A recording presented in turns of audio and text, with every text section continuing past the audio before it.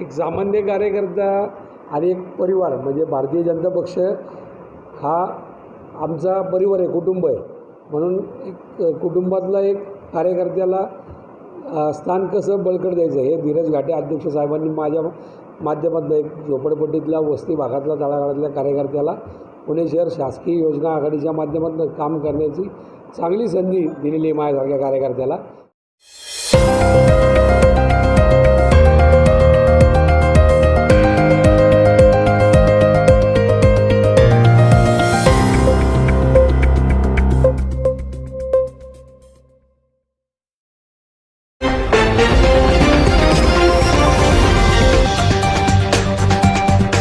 दैनिक भारत विचार, निर्भीड, अचूक, सत्य बातमी.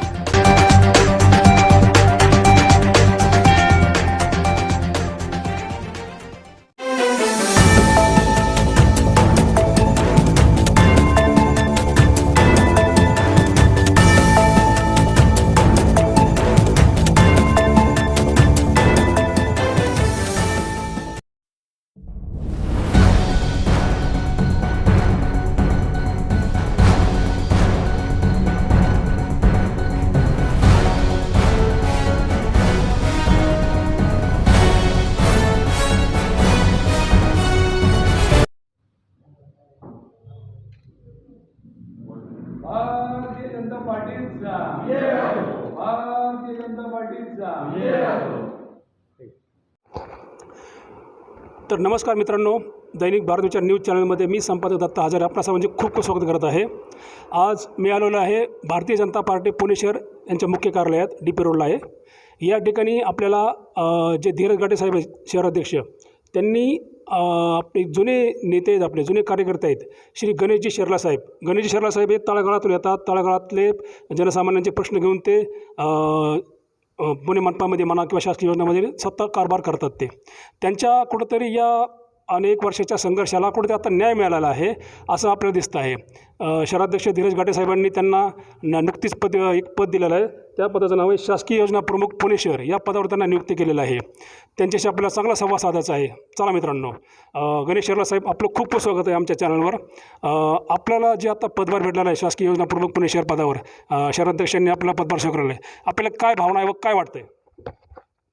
प्रथम ह्या भारतीय जनता पक्षाचे आमचे शहराध्यक्ष धीरजजी घाटे असतील, तसेच खासदार केंद्रीय मंत्री मुरलीधर अण्णा मोहोळ असतील, चंद्रकांतदादा पाटील असतील, त्याचबरोबर आमचे माधुरीताई आधारस्तंभ आणि पुणे शहरातील तमाम महापालिकेतील महापौर मंजुषा नागपुरीताई असतील, गणेश भाऊ बिडकर असतील, त्याचबरोबर राजेशजी पांडे, आमचे भीमाले साहेब, या सगळ्यांच्या बाबाशेठ मिसाळ असतील, या सगळ्यांचं मी मनापासून ऋण व्यक्त करतो की यांच्या माध्यमातून मला पक्ष संघटनेत काम करण्याची एक चांगली संधी त्यांनी उपलब्ध करून दिली. याबद्दल सर्वांचं मनापासून आभार.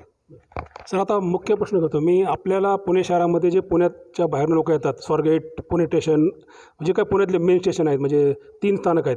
या स्थानकावर बरेच लोकांची आवगाव होती आहे. या लोकांसाठी पुण्यामध्ये 5 ठिकाणी जे पुणे मनपातर्फे जी योजना आहे राबवलेली, कुठली? मोफत निवास. तर ही योजना आपण सामान्यांपर्यंत कशी पोचवाल? मोफत निवास योजना ही पुणे महानगरपालिकेच्या माध्यमातून चालती आणि मला वाटते 5 किंवा 6 ठिकाणी याचे शेड्यूल आहेत आणि पुणे महानगरपालिकेचा समाज विकास विभाग याचं कोऑर्डिनेशन करत असतं. तर या योजना बऱ्याच नागरिकांना, पुण्याच्या बाहेरचे प्रवासी लोक पुण्यामध्ये येतात, यांना माहीत नाही की रात्री अपरात्री कुठं स्टे करावं किंवा कुठं राहावं. आणि पुण्या मेट्रो सिटीमध्ये असल्यामुळं ह्याचं जास्तीत जास्त लोकांपर्यंत प्रसार कसा व्हावा. आम्ही पुणे महानगरपालिकेला नुकताच पदभार स्वीकारल्यानंतर त्या आशा राऊत मॅडमला, उपायुक्तांना विनंती केली की याचे फलक पुणे शहरात, म्हणजे स्वारगेट असेल, शिवाजीनगर मेट्रो स्टेशन असेल किंवा पुणे स्टेशन असेल, या भागामध्ये दर्शनीय ठिकाणी याचे लावले पाहिजे. त्यामुळे पुण्यामध्ये येणारा प्रत्येक नागरिक तो त्याचा लाभ घेतला पाहिजे आणि त्यामुळे विद्यार्थी असेल किंवा महिला भगिनी असेल यांचं चांगल्या प्रकारे याच्यामध्ये काळजी घेतली जाईल. सध्या आम्ही आमच्या चॅनलच्या मार्फत सर नवी पेठ, येरवडा, बोपोडी स्टेशन या 4 भागाचं आम्ही काम चालू केलेलं आहे. आम्ही या योजनेमध्ये आता पूर्ण सगळी बाईट झाली, पूर्ण सगळं झालं की आम्ही तुम्हाला नक्की पाठवू, तेवढं आम्ही सहकार्य करतो. त्याबद्दल मी काम चालू केलेलं आहे. दुसरा प्रश्न घेतो सर, पुण्यामध्ये आता जे काही गॅसचा तुटवडा मध्यंतरी होता, तर आता त्या गॅस तुटवडा महिला भगिनींना आपण काय न्याय द्याल? नाही, तुम्ही घ्यायचा तुटवडा हा फक्त पुण्यात नाही, हा संपूर्ण जगात इराण आणि इस्रायलच्या अमेरिकेच्या ज्या युद्धामध्ये चालू आहे. तरी मोदी सरकारचं जे दूरदृष्टी नियोजन आहे, तुम्ही बघा सामान्य महिलांना कुठं परवड झाली नाही या योजनेमुळे. तुम्ही हॉटेल चालक, मला वाटते थोड्या प्रमाणात ज्या फार मोठ्या हॉटेल्स होते तिथे कमर्शियल सिलेंडर बंद केले, पण घरगुती सिलेंडर कुठं बंद नाही केले. आणि पुढचा तो फार कमी काळ होता, मला वाटतं तो सगळं सुरळीत झालेलं आहे. आता पाहिजे त्याला 21 दिवसाची बुकिंग, त्याचे पण नियम अटी केलेले आहेत. थंबिंग केले, बायोमेट्रिक केले, बायोमेट्रिकच्या माध्यमातून खऱ्या लाभार्थ्यांना तो लाभ मिळतो. आणि आमच्या महिला भगिनी, मी स्वतः वस्तीत बिलॉंग करतो, त्यामुळं अनेक महिला भगिनी उज्ज्वलाच्या माध्यमातून तुम्ही बघा सिलेंडर मिळालेत आणि त्यांना त्याचा लाभ मिळत आहे. पुणे मनपाची एक योजना आहे सर, 10वी-12वीमधील चांगले गुण मिळवणाऱ्या विद्यार्थ्यांना स्कॉलरशिप आहे. तर या स्कॉलरशिपचा आपण किती आहे व कसा खुलासा कराल? या मौलाना अब्दुल कलाम स्कॉलरशिप योजना आहे. दुसरी अण्णाभाऊ साठे, लोकशाहीर अण्णाभाऊ साठे शिष्यवृत्ती योजना. ह्या योजनेमध्ये पण अनेक, त्याच्यामध्ये कुठल्याही मला नाही वाटत की कुठल्या नियमाचं म्हणजे इन्कमचं म्हणजे 8 लाखाचं उत्पन्न असं काही नाही आहे. जो चांगला विद्यार्थी पुणेकर असेल, त्यांनी चांगले 80% 90%चे मार्क मिळाले, तो शिष्यवृत्ती योजनेला पात्र होतो. आणि एकदम ही DBT योजनेअंतर्गत चालणारी योजना आहे. अत्यंत उत्कृष्ट अशी योजना आहे आणि ही फार मोठ्या प्रमाणात चालते. आणि आम्हीही संपूर्ण पुणे शहरात याचा अवेअरनेस करू आणि जास्तीत जास्त पुढच्या काळात विद्यार्थ्यांपर्यंत ही योजना पोहोचावी यासाठी प्रयत्न करू. एक शेवटचा प्रश्न करतो सर, तशी मुलाखत आपल्याला बरीच घेता येईल सर. शेवटचा प्रश्न करतो मी आपल्याला, आत्ता या पद नसताना आपण आता कोणत्या योजना आता लोकांसमोर आपण घेऊन गेलात? मी भारतीय जनता पक्षाच्या माध्यमातून अनेक योजना म्हणजे बांधकाम कामगार, माझ्या भागात अनेक बांधकाम कामगारांना मी साईडवर जाऊन नोंदणी केली. मुद्रा योजनेतनं अनेक म्हणजे मी मोदी सरकारचं आणि सामान्य कार्यकर्त्याला काय काम करायचं हे मोदी सरकारच्या काळात शिकण्यात आलं. बांधकाम कामगार, आयुष्यमान भारत, मी कितीतरी हॉस्पिटलमध्ये आमच्या माता भगिनींचं आयुष्यमान भारत कार्डमध्ये नोंदणी केली. मातृवंदन योजना तुम्ही नाव ऐकलं असेल.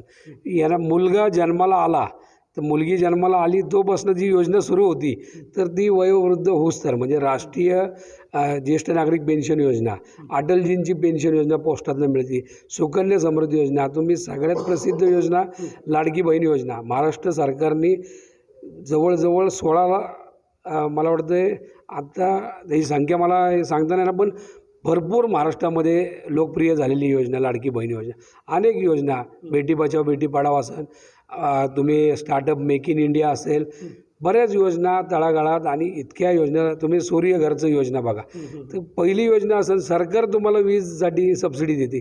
तुम्ही एकेकाळी त्यावेळेस मला वाटतं कुठल्या तरी पंतप्रधानांनी सांगितलं होतं की सरकारचे 10 रुपये 100 रुपये जेव्हा सामान्य माणसापर्यंत पाठवण्याचा सरकार प्रयत्न करतो, त्यातले 98 रुपये मधल्या काळात जातात. पण मोदी सरकारने DBT योजनेअंतर्गत या सगळ्यांना मार्ग दिला.